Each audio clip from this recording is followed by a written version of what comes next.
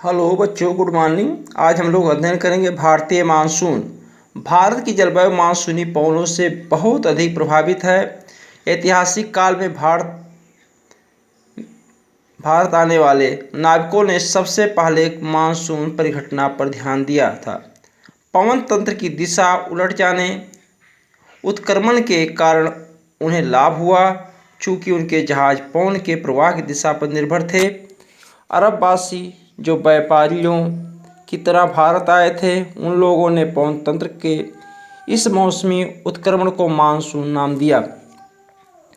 पहला नंबर तो आप मानसून जान लीजिए। मानसून किसे कहा जाता है? मानसून एक अरबी भाषा है जिसे मौसम कहा जाता था। मौसम का कहा गया है मानसून। और मानसून जो शब्द दिया गया, नाम दिया गया, अरब वासियों द्वारा दिया गया है।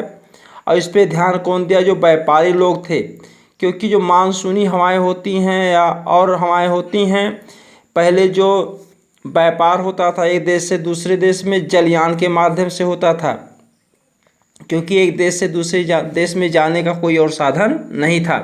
क्योंकि स्थलयान से हम जा नहीं सकते हैं, सड़क से जा नहीं सकते हैं, क्योंकि सड़क से जाने के लिए सड़कें होनी चाहिए, रेलवे लाइन होनी चाहिए। तो समुद्र को कैसे पार किया? उसके लिए सबसे अच्छा साधन जहाज ही था, जलयान ही था। लेकिन जलयान चलाने के लिए पहले इलेक्ट्रिक मशीन नहीं था या इंजन नहीं था, तो जैसे हवाएं चलती थी उस हवाओं की दिशा के अनुसार वो लोग चलते थे और देखते थे कौन कैसा हवा चल रहा, उसी के अनुसार वो जाते जाते थे।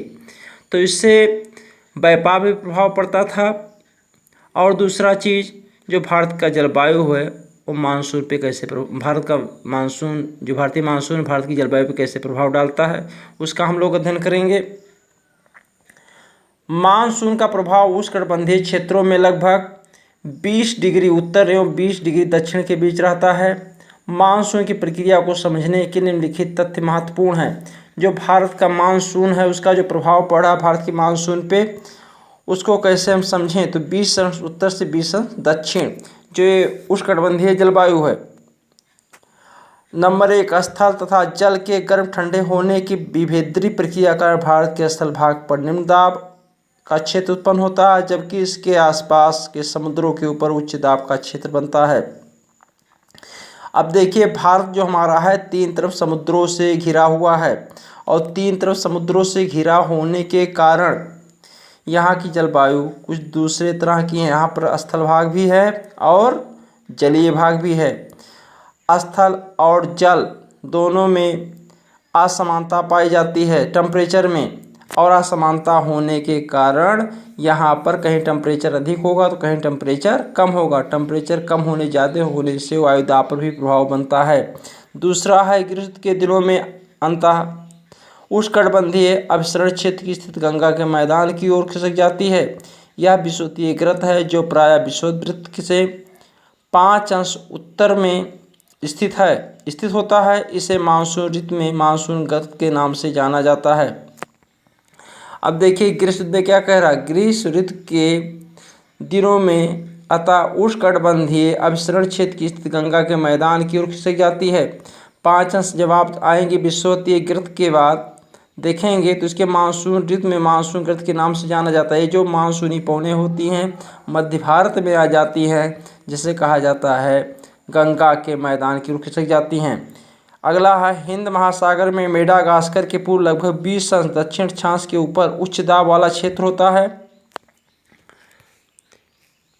इस उच्च दाब वाले क्षेत्र की स्थिति एवं तीव्रता भारतीय मानसून को प्रभावित करती है। हिंद महासागर में मेडागास्कर के पूर्व लगभग 20 अंश दक्षिण अक्षांश के ऊपर उच्च दाब होता है। अब यहाँ जब आप देख रहे हैं हिंद महासागर के ऊपर जो मेडागास्कर है, वहाँ पर लगभग 20 अंश दक्षिण अक्षांश के ऊपर आप देखेंगे तो वहाँ का दाब जो होता है वायु दाब उच्च हो जाता है, इसलिए भारतीय मानसून को प्रभावित करता है। कभी कभी कहते नहीं हैं, वायु का दाब अधिक हो जाने के कारण या कम हो जाने के कारण अक्सर न्यूज़ में आता रहता है कि यहाँ पर मानसून देर में आ रहा है, जल्दी आ गया है। ग्रीष्म ऋतु में तीसरा पॉइंट है, चौथा है, ग्रीष्म ऋतु में तिब्बत का पठार बहुत अधिक गर्म हो जाता है, जिसके परिणाम स्वरूप पठार के ऊपर समुद्र तल से लगभग 9 किलोमीटर ऊंचाई पर तीव्र ऊर्ध्वाधर वायु धारा एवं उच्च दाब का निर्माण होता है। भारत के उत्तर में यानी देखेंगे चीन के पास तिब्बत, वहाँ पर जब यह है क्या नाम है आपको तिब्बत का पठार, जिसे विश्व का छत भी कहा जाता है, यहाँ पर टेम्परेचर अधिक हो जाने के कारण ग्रीष्म ऋतु में हवाएं हल्की होती हैं। हवाएं हल्की होने के बाद ऊपर उठती हैं, जिससे जलवायु के ऊपर प्रभाव डालती हैं। अगला है ग्रीष्म ऋतु में हिमालय के उत्तर पश्चिमी जलधाराओं का तथा भारतीय उपमहाद्वीप प्रायद्वीप के ऊपर उष्णकटिबंधीय पूर्वी जलधाराओं का प्रभाव होता है। अभी इसके पहले आपको हम बताए थे कि जो आपका वायुमंडल है वहाँ पर जो सबसे ऊपरी भागों में तीव्र गति से हवाएं चलती हैं उससे हम जलधाराएँ कहते हैं। ये भी जलधाराएँ भी मानसूनी पूर्णों पर प्रभाव डालती हैं। अगला है अतः उष्णकटिबंधीय अपसरण क्षेत्र क्या है? ये विषुवतीय अक्षांशों में विस्तृत गर्त एवं निम्न दाब का क्षेत्र होता है। यहीं पर उत्तर पूर्वी और दक्षिण पूर्वी व्यापारी पवनें आपस में मिलती हैं। यह अपसरण क्षेत्र विषुववृत्त के लगभग समांतर होता है, लेकिन सूर्य की आभासी गति के साथ साथ या उत्तर या दक्षिण की ओर खिसक जाती हैं। सूर्य की किरणें जो होती हैं समांतर नहीं होती हैं। अपसरण विषुववृत्त के लगभग समांतर होती हैं, लेकिन सूर्य की आभासी गति के कारण साथ साथ उत्तर दक्षिण की ओर खिसक जाती हैं। जैसे जैसे सूर्य की किरणें जहाँ पड़ती हैं वहाँ पर टेम्परेचर अधिक हो जाता है, कुछ जहाँ टेम्परेचर कम रहता है। जहाँ पर टेम्परेचर अधिक होगा वहाँ पर जो हवाएं होंगी, गर्म होने के बाद दूसरी तरफ वो खिसक जाएंगी। इसके अतिरिक्त दक्षिणी महासागरों के ऊपर दाब के अवस्थाओं में परिवर्तन भी मानसून को प्रभावित करता है। सामान्यतः जब दक्षिण प्रशांत महासागर के उष्णकटिबंधीय पूर्वी भाग में उच्च दाब होता है, तब हिंद महासागर के उष्णकटिबंधीय पूर्वी भाग में निम्न दाब होता है। लेकिन कुछ विशेष वर्षों में वायु दाब की स्थिति विपरीत हो जाती है तथा पूर्वी प्रशांत महासागर पर हिंद महासागर की तुलना में निम्न दाब का क्षेत्र बन जाता है। कह रहा है इसके अतिरिक्त इसके अलावा भी हमारे भारतीय मानसून प्रभाव पड़ रहा है। दक्षिणी महासागरों के ऊपर दाब की अवस्थाओं में परिवर्तन भी मानसून को प्रभावित करता है। जो दक्षिणी महासागर के ऊपर दाब की अवस्थाएं उसमें भी परिवर्तन हो रहा है, जिससे मानसून प्रभाव डाल रहा है।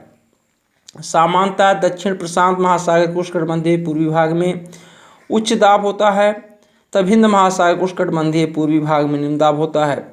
जब पूर्वी उष्णकटिबंधीय क्षेत्रों में उच्च दाब होगा तो हिंद महासागर के तटीय पूर्वी भागों में निम्न दाब होगा। लेकिन कुछ विशेष वर्षों में वायु दाब की स्थिति विपरीत हो जाती है तथा पूर्वी प्रशांत महासागर ऊपर हिंद महासागर की तुलना में निम्न दाब का क्षेत्र बन जाता है। दाब की अवस्था में इस नियतकालिक परिवर्तन को दक्षिण दोलन के नाम से जाना जाता है। डार्विन उत्तरी ऑस्ट्रेलिया हिंद महासागर 12°30' दक्षिण 131° पूर्व तथा ताहिती प्रशांत महासागर 18° दक्षिणी 149° पश्चिम के दाब के अंतर की गणना मानसून तीव्रता के पूर्वानुमान के लिए की जाती है। अगर दाब का अंतर ऋणात्मक तो इसका अर्थ होगा औसत से कम तथा विलंब से आने वाला मानसून। एल नीनो दक्षिणी दोलन से जुड़ा हुआ एक लक्षण है। अब इसमें देखिए जैसे टेम्परेचर होगा घटे बढ़ेगा वैसे हमारे भारतीय मानसून को भी प्रभावित करेगा। यह एक गर्म समुद्री जलधारा जो पेरू की ठंडी धारा के स्थान पर प्रत्येक 2 या 5 वर्ष के अंतराल में पेरू तट से होकर बहती है। दाब की अवस्था में परिवर्तन का संबंध एल नीनो से है, इसलिए इस परिघटना को एंसो एल नीनो दक्षिण दोलन कहा जाता है। कभी कभी कहते रहते हैं कि मानसून लेट आया या सूखा पड़ गया, एल नीनो का प्रभाव है। एल नीनो क्या है? एल नीनो ठंडी पेरू जलधारा के स्थान पर अस्थायी तौर पर गर्म जलधारा के विकास को एल नीनो का नाम दिया गया है। एल नीनो स्पेनिश शब्द है जिसका अर्थ होता है बच्चा तथा जो भी बेबी क्राइस्ट को व्यक्त करता है, क्योंकि यह धारा क्रिसमस के समय बहना शुरू करती है। एल नीनो की उपस्थिति समुद्र की सतह के तापमान को बढ़ा देती था, उस क्षेत्र में व्यापारिक पवनों का शिथिल कर देती, इसलिए भी भारतीय मानसून पर प्रभाव पड़ता है। धन्यवाद।